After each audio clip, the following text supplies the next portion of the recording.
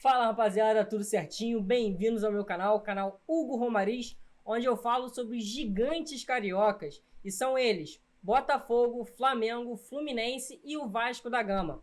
No vídeo de hoje irei falar sobre data FIFA e cada um dos jogadores que foram convocados para a mesma, sendo que eles são dois gigantes cariocas. Pelo lado do Botafogo, o Perry foi convocado para o Brasil e o Jacob Montes foi para Nicarágua. Já no Flamengo, o Eric Pulgar no Chile e o Matheus Cunha para a seleção sub-23, a seleção olímpica do Brasil. No Fluminense, o Alexander também foi para a sub-23, o Nino e o André foram para a principal do Brasil e o John Arias foi para a seleção da Colômbia. Já no Vasco, onde teve mais... Mas teve mais não, foi a segunda que mais teve na verdade.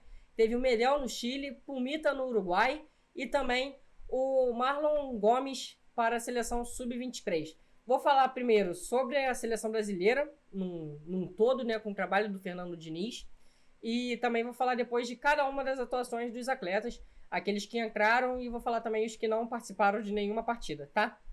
Antes de tudo isso, já peço que você deixe seu like, compartilhe o vídeo, comente e também se inscreva no canal, porque isso me ajuda demais, tá? Então, sem mais enrolações, vamos começar falando do Brasil, que enfrentou a Bolívia no sábado passado, na sexta passada, um jogo ali 9h45 da noite, um jogo onde teve muita festa pela seleção brasileira, os torcedores estavam em êxtase vendo a seleção, e a seleção deu um show, foi uma aula do dinizismo, a seleção atacou desde o começo, muita posse de bola, 80% de posse de bola durante a partida, sofreu um gol de contra-ataque, que foi o único chute no gol da Bolívia, criou inúmeras chances de gol. O ataque do Brasil, muito móvel, já dá para ver a identidade do Diniz, de colocar um bloco de jogadores de um lado e apenas um aberto do outro lado, como ele faz no Fluminense, quando ele aproxima o John Kennedy, o John Arias, o Cano, e deixa só o Marcelo do outro lado. Então isso já é uma virtude aí, já é um conceito do Fernando Diniz, que em poucos dias já colocou isso em prática. A única coisa que eu achei negativa ali no Brasil, mas é claro que está num começo de trabalho, foi a saída de bola contra o Peru. Contra a Bolívia, tudo certo, um jogaço, 5-1, não tem o que falar da atuação. E já contra o Peru começou atacando o Brasil, começou marcando muito em cima a seleção brasileira, mas não conseguiu criar grandes chances, mas de qualquer forma incomodava a saída de bola do Diniz.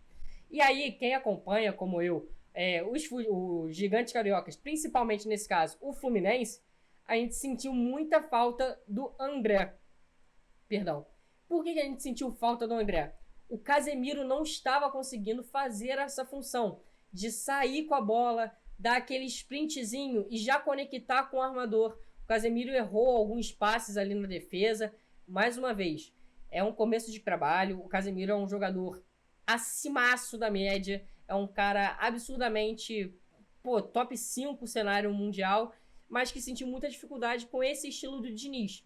O Neymar falou em coletiva que o Marquinhos, o Casemiro, ele mesmo e o Danilo, se eu não me engano, elogiaram bastante o trabalho do Diniz, que tirou o time da zona de conforto. Então, assim, é um trabalho que eu vejo como muito promissor do Diniz na seleção brasileira. E aí, o Brasil chegou a vencer do Peru, mas o gol foi quase ali nos acréscimos, no finalzinho da partida, numa bola parada do Neymar com o Marquinhos, que se conhecem há muito tempo, tanto de seleção brasileira, tanto de Paris Saint-Germain. E aí o Brasil hoje é o líder das eliminatórias para a Copa de 2026. Segunda colocada é a Argentina, também venceu os 2 jogos, mas o Brasil tem um gol a mais no saldo de gol, então por esse motivo é líder absoluto, tá bom? E agora vamos falar sobre alguns destaques individuais. Pelo Botafogo, o Lucas Perry foi convocado e o Jacob Montes também pela Nicarágua. O Lucas Perry não atuou, apenas treinou com a seleção brasileira, mas ao meu ver é uma oportunidade única, até porque você vai ter, ele teve, né, no caso, Alisson e Ederson para treinarem junto a ele. Então dicas, aprendizado para ele deve ter valido muito a pena. Por mais que o Diniz não tenha usado, até por ser goleiro, o Lucas Perry, que foi convocado de última hora, porque não estava na lista principal. Enfim, não atuou, mas teve uma boa impressão ali na seleção brasileira, tá? E já o Jacob Montes, que não vem atuando pelo Botafogo, foi convocado na primeira partida na Nicarágua, que foi na sexta-feira também, se eu não me engano. Ele não jogou muito bem, ele entrou também no segundo tempo, mas foi bem discreto. Já na segunda partida, que se eu não me engano é muito complicado, porque, é Nicarágua, todo respeito à seleção. Mas a seleção da Nicarágua, eu não sei nem como é que pronuncia, nicaraguense, não sei, aplicou uma goleada nas suas eliminatórias. O Jacob entrou mais uma vez no segundo tempo e conseguiu fazer um gol. Vou até deixar o gol dele aqui passando agora. Já até deixei no vídeo de ontem do Botafogo também, mas sempre bom ver um gol de um cara que tá jogando, que pelo menos é contratado por um gigante carioca, tá? E aí eu já vou fazer a ponte para o Flamengo, que teve o Eric Pulgar e o Matheus Cunha. O Matheus Cunha participou apenas de um jogo, até porque o outro jogo da seleção sub-23 foi cancelado devido aos terremotos que tiveram em Marrocos, né? Já tem mais de 5 mil mortos, se eu não me engano, no país. E aí o segundo amistoso, que também seria contra Marrocos, foi cancelado. A seleção perdeu.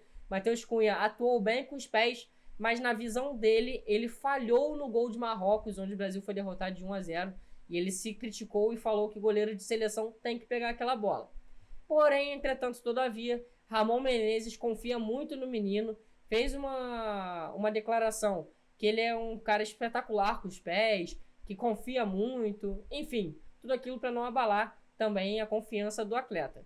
Já o Eric Pulgar participou dos 2 jogos do Chile. No primeiro jogo, ele não foi tão bem. A torcida chilena criticou bastante por conta de erros de passes ali no meio de campo. O jogo foi contra o Peru, se eu não me engano. E a segunda partida foi contra a Colômbia, que eu vou falar daqui a pouco, do John Arias. E ele dominou completamente o meio de campo e rendeu elogios.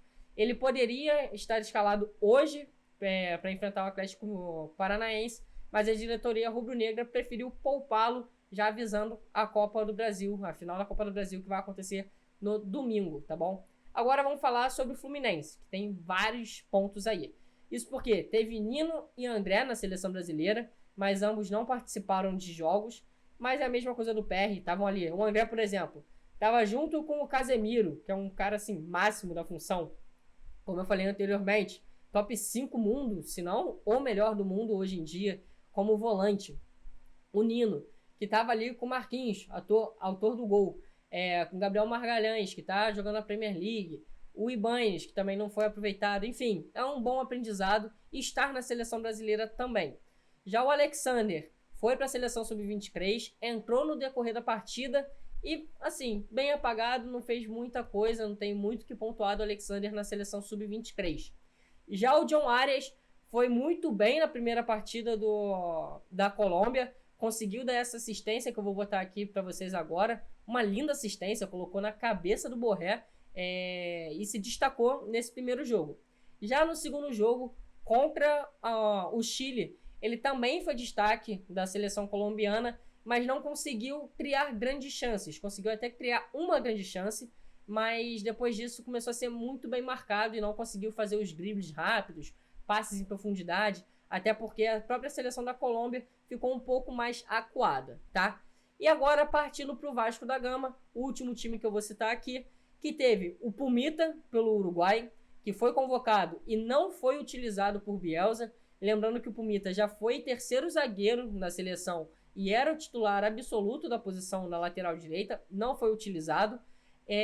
Também teve o Medel, que foi muito bem utilizado, tanto no primeiro, tanto no segundo jogo do Chile, muito utilizado no caso de ficar os 90 minutos em campo, principalmente contra a Colômbia, ficou os 90 minutos em campo, acréscimos e como zagueiro. Ou seja, ele não atuou como volante, como ele vem sendo na seleção chilena, e seguiu como zagueiro, assim como vem sendo no Vasco da Gama.